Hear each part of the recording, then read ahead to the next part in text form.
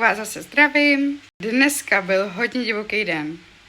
Měla jsem teda jenom večerní jízdy, ale zjistila jsem, že se mi neotevírá kufr. Že tam odešel zámek, nebo že občas se otevře, občas ne, ale spíš ne.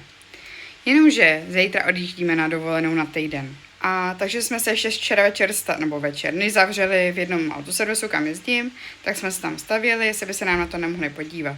Tak zjistili, že teda odešel ten zámek, tak říkali, přijďte dneska ráno, jako zítra ráno, takže jako dneska, a my se na to podíváme a vyměníme to. Takže jsme tam dneska jeli, nechali jsme ho tam. Za 2-3 hodiny mi dali vědět, že je auto hotový, takže jsme zase jeli zpátky, vyzvednout auto.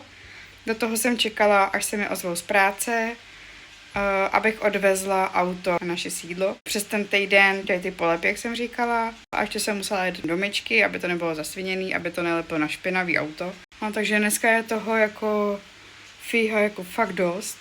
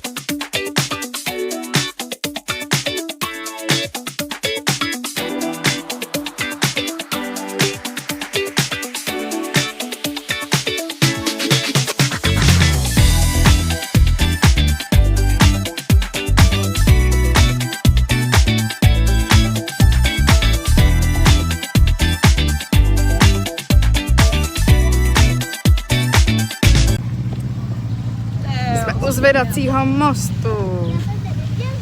Teď se akorát zvedá.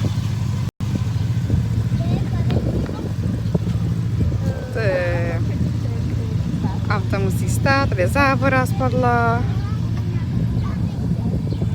Co tady vytvořila kolona.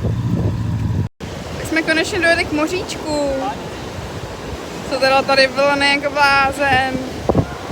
Ale nádherný písek, nádherný. A teda trošku studený. Cesta byla teda hrozná. Bylo to strašně dlouhý, strašně. Furt samý kolony. Ale konečně jsme to zdárně zvládli. Jsme tu.